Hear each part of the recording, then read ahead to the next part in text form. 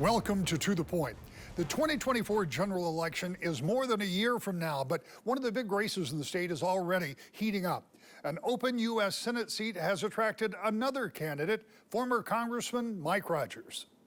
Congressman, let's talk about this decision. I think you come at this from an interesting standpoint. You ran for a bunch of years for state Senate, U.S. House of Representatives, served as the chairman of the Intelligence Committee, and took a break and went into the business world for a while. And now you've decided to run for the United States Senate. And so the obvious question is why? Yeah, well, it's great to see you again, by the way.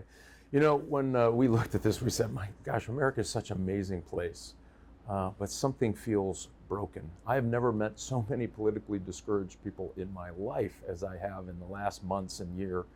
And so we looked at this and thought, you know, 3/4 of America thinks we're on the wrong track. Why not, when you have the capability and the challenges there, don't you have the responsibility to try to go and fix it? And that's what we decided at the end of the day. We think we can get America back on track.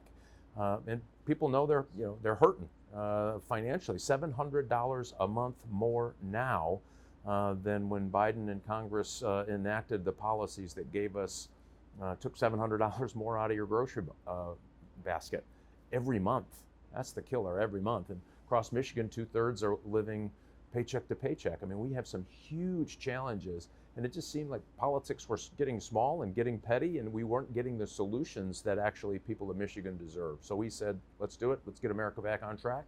Let's go through this. You talk about the extra spending that's happened during the Biden administration, but there was also extra spending during the Trump administration. And in all of the years that I've been covering politics, each successive campaign talks about we've got to stop spending. Mm-hmm. We've got to stop spending. Mm-hmm. Well, that was $32 trillion ago when we had to stop spending. Right. How do you get there? How do you right size spending, if that's the issue, if that's the problem? How do you do that? Because every dollar that flows out of the federal government, or state government for that matter, has its constituency. Some people may say, well, that's ridiculous spending, but somewhere somebody says this is absolutely vital. Yeah, so I think the government has never been modernized. It's never been shrunk to fit its, or right-sized, if you will. And people in Michigan know what right-sizing is. They've been going through it their whole careers. And so if you look at the cost structure, let me give you a great example. The average taxpayer in Michigan sends about $5,000 roughly to the federal government average. Just in 2021, it went over $100,000 per employee in Washington, D.C., federal employee. $100,000. That means it takes 20 Michiganders to pay for one federal employee just in Washington, D.C. Now, I haven't met too many people that think 20 Michiganders is worth one federal employee. Matter of fact, they probably think one Michigander is worth 20 federal employees, but that's how backwards we've gotten. And so we have to shrink through modernization the way the government operates. Again, never been modernized. Couple of things. So you got to cut some out of the budget. Have to do that. Then you modernize. That's one way you can actually start to shrink the government and actually get more out of it. Listen, I was in the cybersecurity business for the last few years. Technology is our friend, but the federal government's operating in the 1970s. And so what we've got to do is flip that equation and understand and get people in Washington, D.C. to understand. You don't have to do it today, but you have to put us on a path. Really, really important. There's a way to do this. The other end of that equation is you've got to unleash growth in America.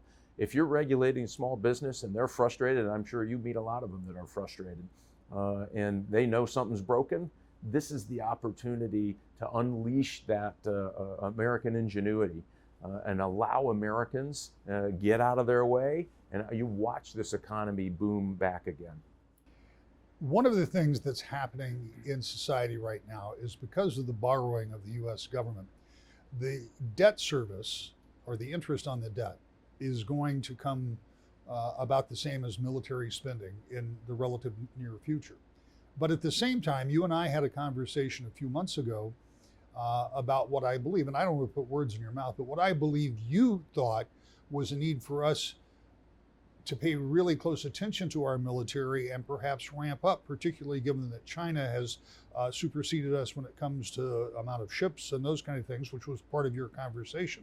So if you want to somehow limit spending and modernize government at the same time, do you want to spend more on defense?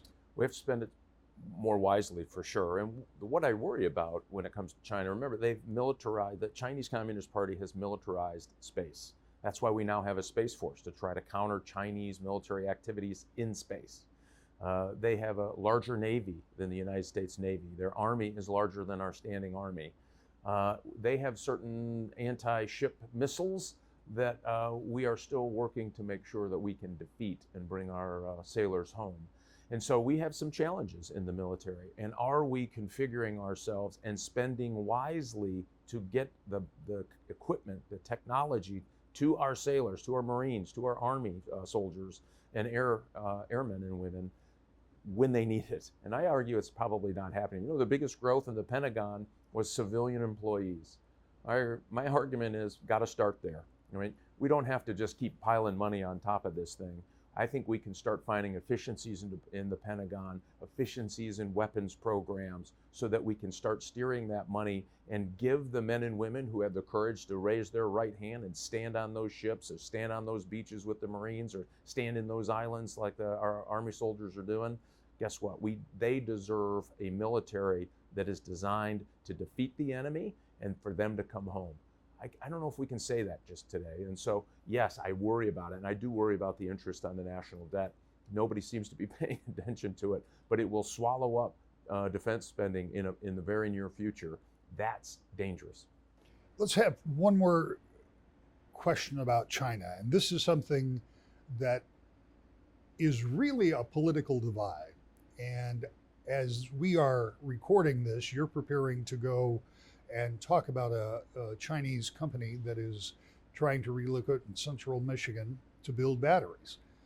What is your take on that and Chinese purchase of farmland and properties near military bases and some of the things that we hear reported on, but particularly as it goes to this battery plant near Big Rapids? And to me, the battery plant is an example of how our policies are just wrong.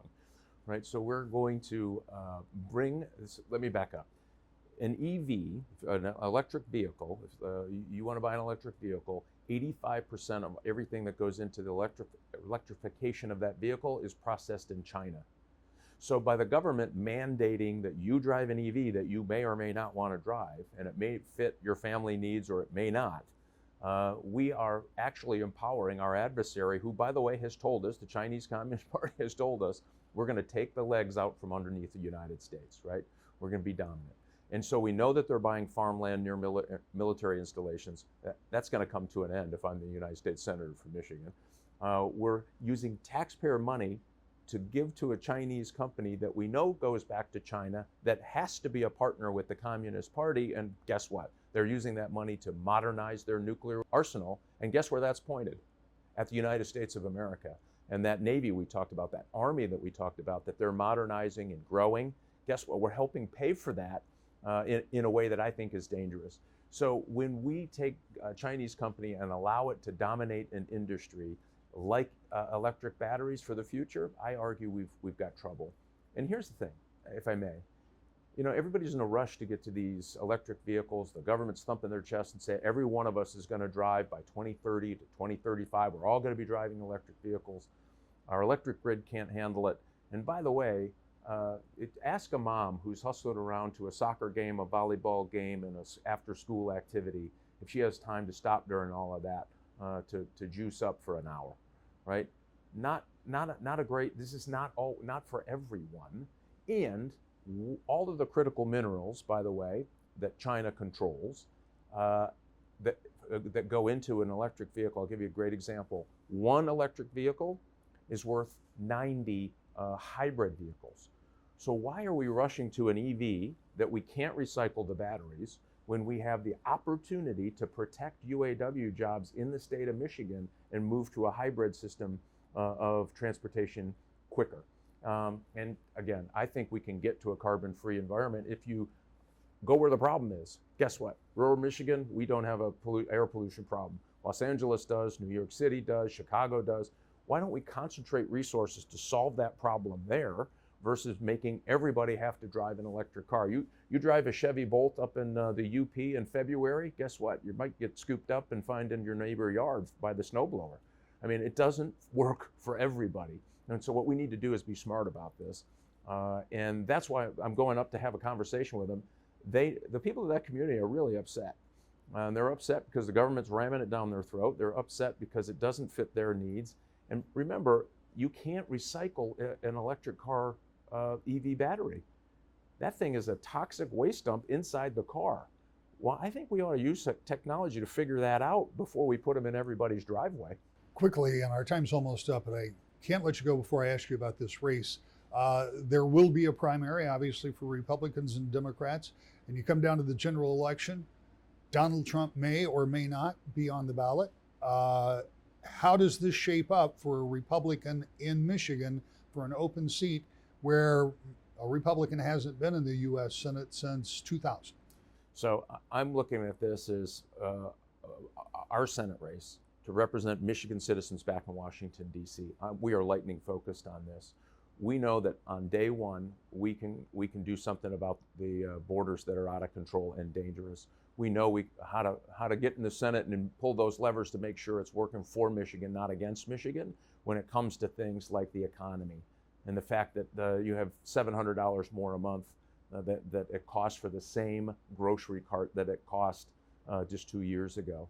And so we're focused on those issues. And what we have found, and again, Donald Trump's name doesn't come up a lot when we're out talking to these people about real problems. Like you mentioned about the folks who are worried about the Chinese battery plant in Michigan, or the folks who are trying to figure out how to pay for their kids' college education. Those are the kinds of topics we're talking about. We're going to be laser focused on that. We want to earn people's trust on issues that matter at their kitchen table. We're doing kitchen table events all over the state of Michigan for the next 30 to 45 days. So far, they've been fantastic. They've given us some great ideas. We've shared a common misery about why the government's not working for them, and we're going to be able to do something about it. That's our focus. We think that it's not going to matter who's on the top of the ticket. We need to perform ourselves across the state of Michigan and get us all back on track. Other Republicans, including former Congressman Peter Meyer, are considering a run for that open seat. A number of candidates are also vying for the Democratic nomination, including Congresswoman Alyssa Slotkin and actor and activist Hill Harper. We'll be right back with more To The Point. Welcome back to The Point in Lansing. The legislature is back to work, with Democrats closely eyeing a big agenda laid out by the governor for the fall session. East Grand Rapids Representative Phil Skaggs talks about his expectations for the remainder of the year. Representative, I've spent the summer talking to a lot of your colleagues about what I've described as a remarkable first part of this session, and you and I were talking about it a bit before we started. But I want to move the conversation now to what's going to happen next. In fact, the governor gave a speech last week talking about that very thing and laid out what I think is a pretty aggressive agenda, which I would not anticipate, my words, not yours, being completed in the time left in this session, not knowing how much time there is, because again, not your words, I assume there will be an early adjournment. But without any of that on the table, tell me about your agenda for the next 2 or 3 months as we head into the fall after what was a very, very rapid first part of the session. Yeah, we were excited to take the mandate from the voters in January and hit the ground running.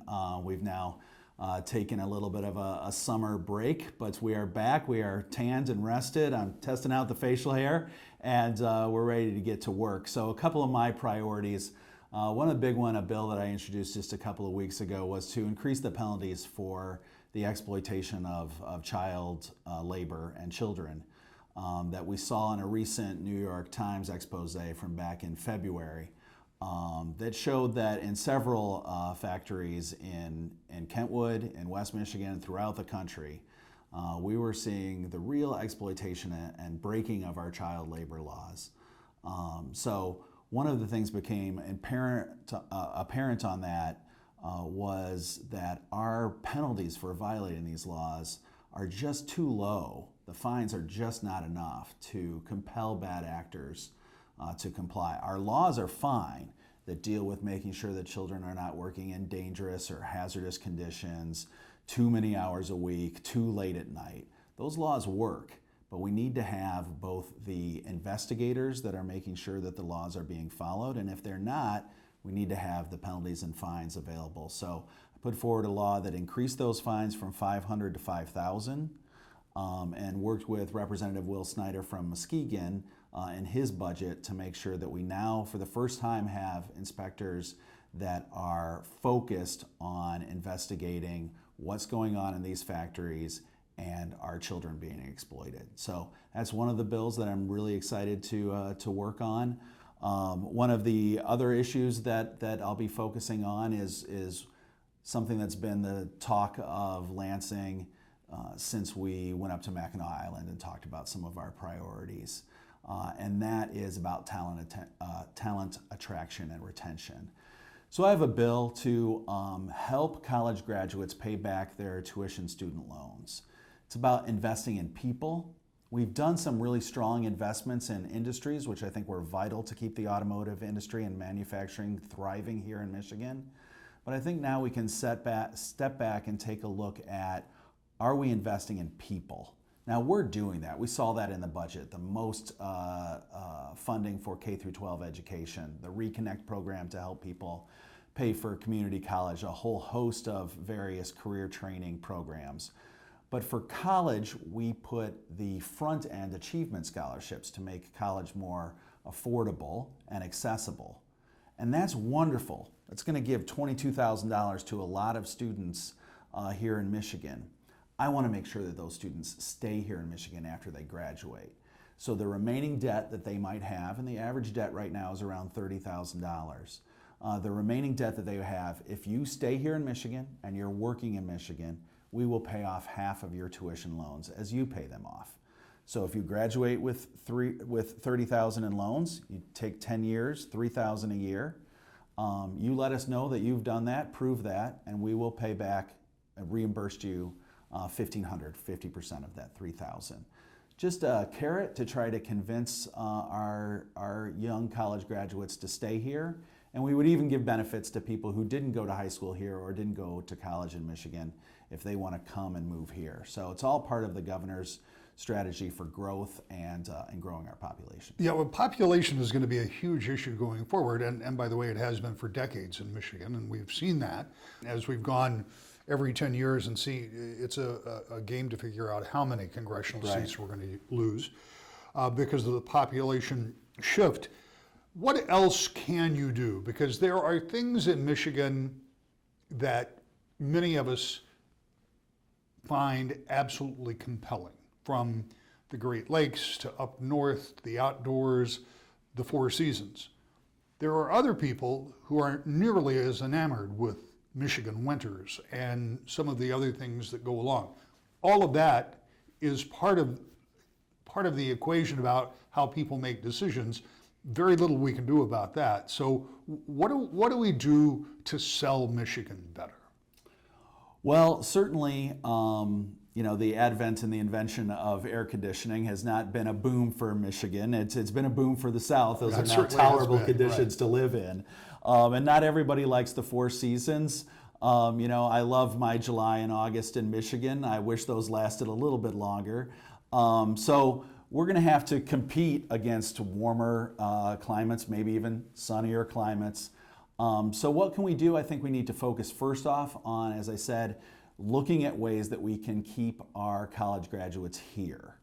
I think we want to work with our universities to make sure that they're partnering with our businesses to have internships so that as they're making their way through college, they're working at internships at Michigan companies, which hopefully, if they do well, lead to job offers, which hopefully keep them here. As I said, we've got tuition reimbursement, which I think is a strong tool that can be used to keep people here. I think the governor is making a compelling argument that some of the things that we did in the front end of this session on reproductive freedom, on tolerance and welcoming and opposition to discrimination against the LGBTQ community, is something that we hope will draw people to Michigan. But we're in a serious competition, and we have to have all the tools necessary to grow our cities, to have great amenities in our cities, because that's where the young people